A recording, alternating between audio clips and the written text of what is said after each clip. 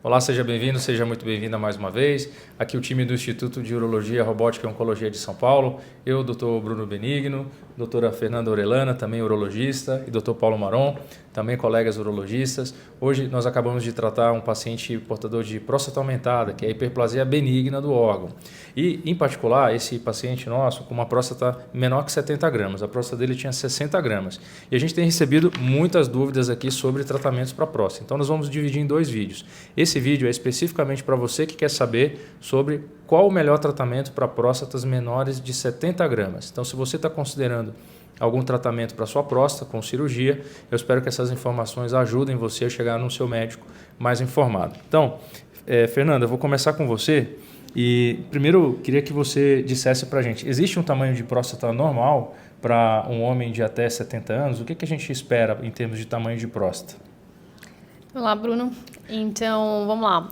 O tamanho da próstata depende um pouco da idade, né? Um homem jovem, geralmente é uma próstata pequenininha, 15 a 20 gramas, né? E um homem mais velho, em torno aí de 45, 50, 60 anos para cima, tem uma próstata normal em torno de 30 a 35 gramas.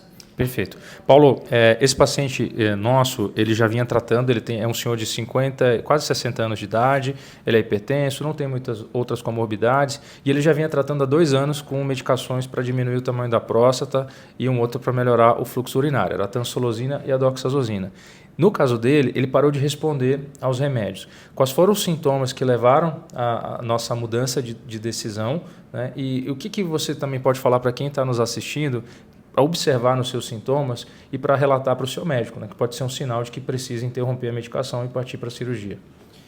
A gente, quando fala de hiperplasia benigna, a gente sabe que o paciente começa a desenvolver uma série de sintomas específicos, né? A bexiga começa a sofrer aquele bloqueio da urina com a próstata crescida na frente dela, então, naturalmente, a urina tem dificuldade de sair. Então, a gente pode entender que quando o homem que tem mais necessidade de esforço abdominal para fazer uma micção, para ter a saída da urina, isso pode ser um sinal inicial da hiperplasia. Um jato mais fraco, né? Então um jato urinário mais fraco, o homem percebe que começou a mudar o padrão do jato dele. A urina da noite, né? Aquela urina que a gente começa a urinar mais vezes à noite, tem que acordar mais vezes para fazer xixi. Muitas vezes esses são os sintomas iniciais que o paciente começou o medicamento, tem uma melhora por um período e de repente ele começa a voltar a ter essa piora clínica, né? Muitas vezes é isso, ele tem a sensação de que o organismo acostumou com os medicamentos. Essa talvez seja o momento de mudar a conduta, né? Perfeito. E voltando ao assunto principal do nosso vídeo, o porquê dos 70 gramas, né? 70, 80 gramas, alguns urologistas falam, a próstata até 80 gramas, alguns até 90, mas 70 gramas todo mundo concorda que é um ponto de corte seguro para nós conseguirmos ainda tratar esse homem pela uretra sem a necessidade de ter que abordar pelo abdômen. Fernanda, explica para a gente por que o tamanho da próstata é importante para indicar ou não uma técnica por endoscopia, ou seja, pela uretra do paciente sem ter que fazer corte abdominal. Qual é o motivo disso?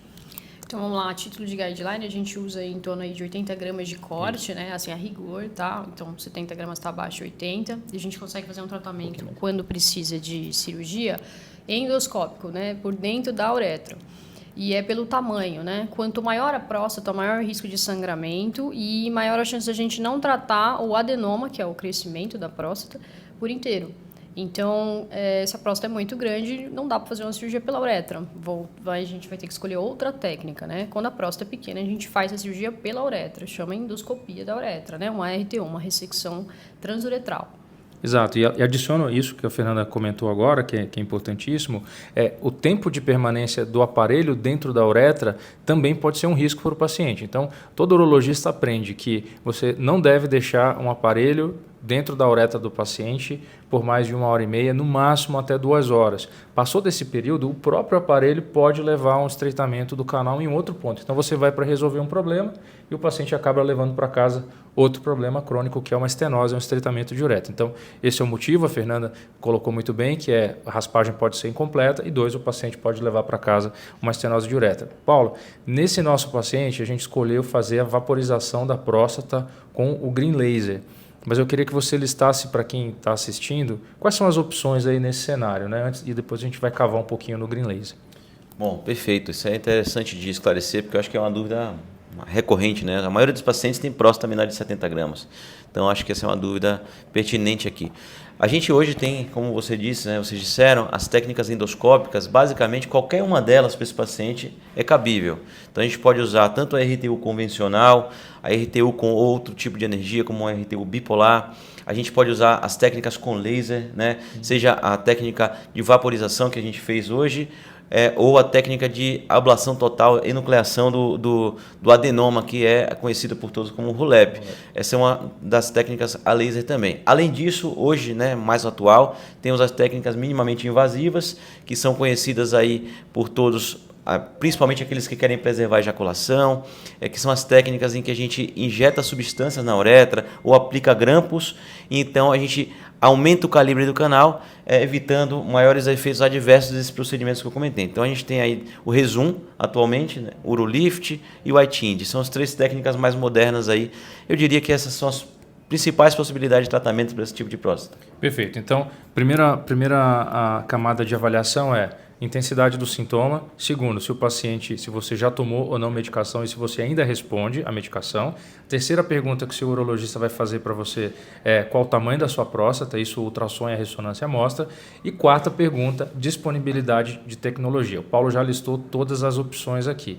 Fernanda, agora vamos falar do outro lado, né? Então, as limitações. A gente sabe que uma outra barreira muito importante no consultório é a questão de custo e acesso. Não dá para a gente falar de novas tecnologias sem abordar essa questão de custo e acessibilidade. A gente sabe que o Brasil é um país heterogêneo.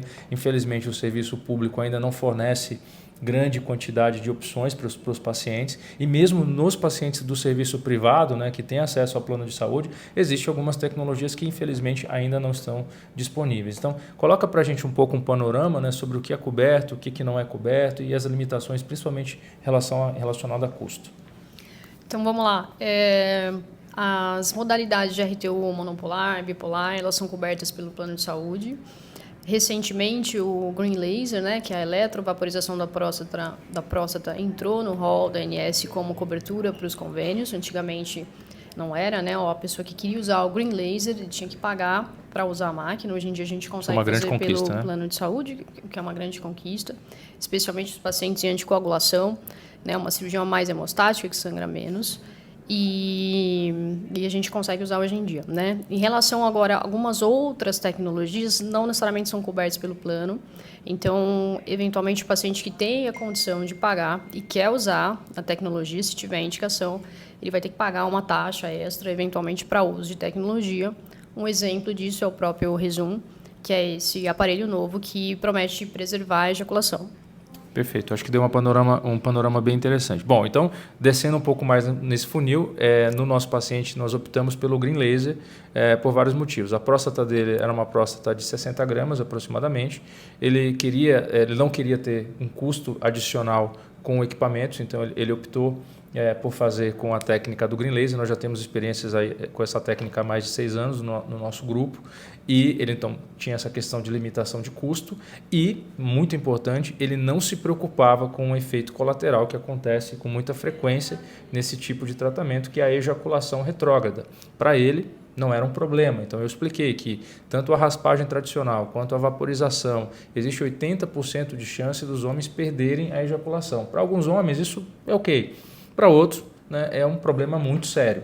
Então, Paulo, eu queria que você fizesse esse contraste, né? O paciente que chega para você, que é um tratamento minimamente invasivo, mas também não quer perder a ejaculação. O que a gente pode oferecer para ele como alternativa aí? Excelente essa dúvida. Hoje é muito comum os homens jovens com próstata aumentada e termina sendo esse o paciente que quer preservar a ejaculação. Ele ainda mantém, a maioria das vezes, uma atividade sexual normal, né? E para ele manter a ejaculação faz parte da saúde sexual dele. Então, esse é o paciente que cabe muito bem os tratamentos minimamente invasivos. E aí a gente fala do Rezum novamente, né? O Rezum é uma técnica que é muito rápida, né? Trata o paciente de maneira rápida e efetiva, e o paciente preserva a ejaculação em mais de 70% das vezes. Então, a gente não pode prometer, porque em medicina existem as probabilidades, mas a gente tem altíssima chance de preservar a ejaculação. 90% dos estudos científicos têm mostrado, né? Exato. Então, assim, isso é uma grande diferença. Agora, aquele paciente, como o Bruno comentou, que a ejaculação para ele não é só um detalhe, né? Não faz tanta diferença na vida dele, porque ele quer resolver a próstata aumentada, que está incomodando muito ele. Então, para esse paciente, as outras tecnologias e as outras técnicas caem muito bem, porque a gente falando aqui do tratamento, todas elas tratam super bem a próstata aumentada, né? A gente tem que alinhar muito bem o que ele espera do no pós-operatório, se é um efeito esperado, se é um risco um pouco maior associado ao aumento significativo, por exemplo, de sangramento. Então, tudo isso a gente tem que alinhar com o paciente no pós-operatório para que ele entenda que vai ser de uma maneira que ele vai evoluir nos primeiros meses de cirurgia, né? E ele tenha certeza do que ele esperava, né? Excelente. Bom, a nossa ideia aqui foi dar um panorama para você que está assistindo, como a hiperplasia benigna da próstata avançou nos últimos anos. Hoje eu fico feliz em poder oferecer uma grande quantidade de opções para os nossos pacientes e eu queria ouvir as considerações finais de cada um de vocês. Fernanda, qual é a mensagem que você dá para esse homem que está assistindo agora, ou então familiar de alguém que tem hiperplasia benigna da próstata, que vai chegar segunda-feira no seu médico cheio de dúvidas, o que ele deveria perguntar e como a gente pode ajudá-lo a escolher o melhor tratamento? Então, é assim, hoje em dia a gente tem muitas opções para a mesma doença, não tem só uma opção certa, pode ter mais de uma opção de tratamento. Isso vai depender do seu convênio, da sua condição financeira, se tem indicação ou não de usar alguma coisa a mais e se você vai ter condição de fazer isso. De uma maneira geral, só lembrando que a gente não trata a grama da próstata pelo ultrassom, tá? X gramas é igual a cirurgia sim ou não, né? Depende muito de sintoma, repercussão, queixa, exame. Nunca é só por grama. Então, acompanhe com o urologista assim, da sua segurança, da sua confiança, para ter o melhor tratamento possível. Paulo, suas considerações aí.